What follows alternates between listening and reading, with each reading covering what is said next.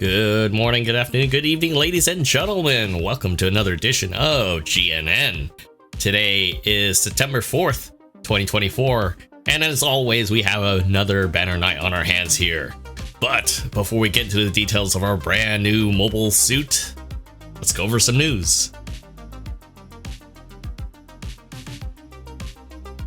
Alright, ladies and gentlemen, it's been a while since we've had to look at the JP site because due to some technical difficulties from the grapevine, that's pretty much what we got to work with. So to lead off with this, we have the return of GBO days, which to kind of make things short, free pulls, I think every week, if I'm not mistaken, for the month. So 4 free pulls. We gotta rely on Google Translate. Yes, basically free once per day. So 4 free pulls. All right, so our main event mobile suit is the Fafnir. This is a Walpurgis suit, which we'll get into shortly. But the cool thing is that if you're doing 10 pulls for this thing, you got a chance to get Haman Karn's normal suit that she wore in Double Zeta. But before we get to the details of that, we got a limited supply drop notice for the return of the Zaku machinery, both the general and the support. So this would be for, it looks like, the level 2 potentially as well. So I believe this is a 450 native. This would bump you up to the next step. So I'm very curious to see how that stands out, considering the volatility of those cost ranges, but the Zaku machinery in itself seems pretty solid. The general type that I had a few sorties with. Going down the line, we have some changes to the recycle ticket counter as follows, with the level 2 version of the GM Spartan Black Dog team specifications being added. So if you missed out on those limited missions, well, this is your chance to score on some really cool gear. This cool mobile suit that, despite being a 1-year war suit, still has some bite to it. Unfortunately, there is no changes to the DP store, so that is still remaining the same. And then I believe there is a new situation battle called Tiger Bomb's Dream. I know that's a loose translation, which has the return. It is another Double Zeta inspired thing. So we have the Rigelgu, Akugai, Zaku 1, Zaku Tank, and Zogok with the Zeta Gundam Mark II, basically the Gundam team. So really cool stuff if you're into that. And of course, this is the second week, so the Mark II is now as part of that week 2 reward there. All right, to the main event, we have the good old Fafnir. This is a 650 cost ground and space unit, general type. It is an improved version. It's also known as the Hedgehog for some odd reason. I guess it's a nickname. It is a machine belonging to the prototype Double Zeta type, MSZ-009. In order to build a transformation and combination system, emphasis was placed on building a heavy machine structure and power system. Among the 009 types, I'm guessing this is one of many prototypes of the 009. The Hedgehog was a heavy power machine with especially enhanced firepower and thrust. Furthermore, the machine was disguised as a compliance type machine, but when confronted the Oberon, it manifested the blue grimoire and purged its disguise parts that it was wearing, capable of launching ground and space, as I mentioned before. Really cool stuff. It has a skill called Grimoire Blue. When this unit falls below a certain value, a skill will be automatically activated, and the effect will occur for a certain period of time, which includes reduced reload and overheat recovery times for all weapons, increased damage dealt to enemy aircraft in the advantageous category. So it has a increased damage against raids. When the skill is activated, enemies within a certain range will have their melee weapon and high-speed movement capability slowed down for a certain amount of time. So basically, it is the same effect as the Oberon that it's kind of modeled after. It also has a skill called Movable Shield Control Mechanism. Thruster consumption, is reduced when starting high-speed movement and moving at high speed. Thruster consumption is further reduced when the skill Force Injector is used continuously. Reduces the occurrence of reactions caused by damage accumulation when moving at high speed. So this almost functions similar to maneuver armor, so I'm hoping it has it, but it would be kind of weird for it not to have it, especially at this cost. I don't know if they're just trying to get fancy, but I guess we'll get into the nitty-gritty once we get past all this stuff. So yes, if you're doing 10 pulls for this cool Walpurgis Zeta inspired suit, you do get a chance to get Haman Karn's normal suit from Double Zeta, both the uniform and the helmet, if you don't have that. Pretty neat stuff. It is usable by both types of pilots, male and female. Looks really cool. As we were talking about before, yeah, the Zaku Machineries level 2 are 500 and 550 respectively. So it is a 400 and 450 respectively. Originally when they released it, now in 500 and 550. So on to the nitty gritty. All right, folks, here we are with our Fafnir. It doesn't even get any other introductions, just Fafnir. It's a pretty interesting suit that I know some people have been waiting for a very long time for. And going straight into the thick of things, it has a pretty good, decent HP pool. 24k is nothing to scoff at as I try to readjust, because, man, I gotta get prepared for this, because, oh, it definitely seems like it's got some weight to it. 28s in beam and ballistic with a, you know, decent 23 in melee. It's not too much of a deficit, so it's, you know, at least it gives you guys some room to kind of play around with things. Balanced stats on both range and melee. That's, I don't think we've seen something like that in a very long time. Usually a lot of the suits that have come out recently in the last, what, 2-3 years have always been either leaning one way or another.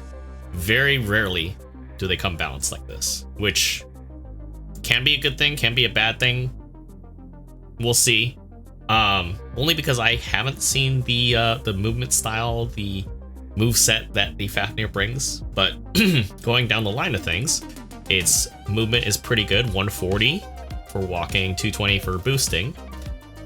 Thruster gauge is very generous, sitting at 75 with a turning speed of 69, which is nice. It does have a transformable mode, which we'll get into shortly, but going into the primary weapon, it has its own unique beam rifle, which is based off of the Gaplant beam rifle. Base 2000 power, 85% heat rate with an effective range of 450 meters. That's pretty nasty. 3.5 seconds in between shots with a 15-second overheat. This is obviously the only weapon it can use. It does stagger upon hit, doesn't focus, so that's basically what you're using right now. Going into the primary melee, has twin sabers just like the Gaplant. 2.5 second cooldown time between swings, and yeah, akimbo beam sabers. All right, jumping into the sub-weapon category, we have chest machine cannons. This is a ×2 weapon, so base power of 90 ×2, 36 shots with an effective range of 200 meters, and a 12-second reload time. I'm assuming this is going to be very, very similar to your standard Vulcans in terms of stun buildup. So, seems like it could be quick, but I'll know once I actually take it out into practice, because we also have a set of beam cannons, very much like the Double Zeta. These are hitting at 1250 at a base power of the 85% heat rate and 450 effective meters, very much like a nice overlap with the main rifle. 4-second cooldown time between shots and a 22-second overheat. Yeah, basically it's going to be kind of something that you're going to juggle with the main beam pew-pews there. You do have a secondary melee with the Hyper Beam Saber with a base power of 2700, 2.5 second cooldown time between swings. So this is definitely something that's probably going to work in tandem, both in a range and a melee standpoint. We do have a dual mode with the beam rifle set up there. This looks like it's another means of beam buildup. 600 power, 12% heat rate, and effective 400 meters. 8/10 of a second cooldown time between shots and 16-second overheat. This is one of those things that, yeah, it doesn't suppress or stun, but it definitely does build up, and it might build up pretty well. It does have a set of missile launchers, which also adds to that whole stun build-up aspect. 300 base power, 30 shots, effective 350 meters with a 15-second reload time. So it looks like this is just something for downtime.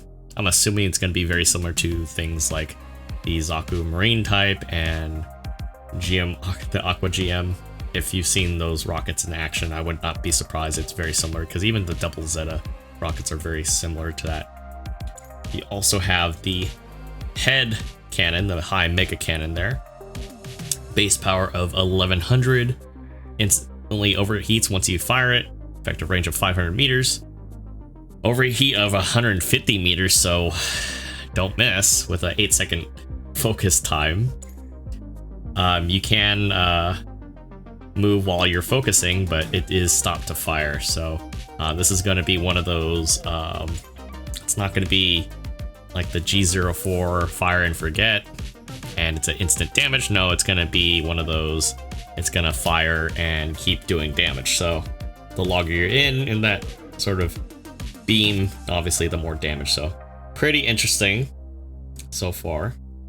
I can see this working in tandem with a lot of the mass production ZZs around, but I don't know, we'll see.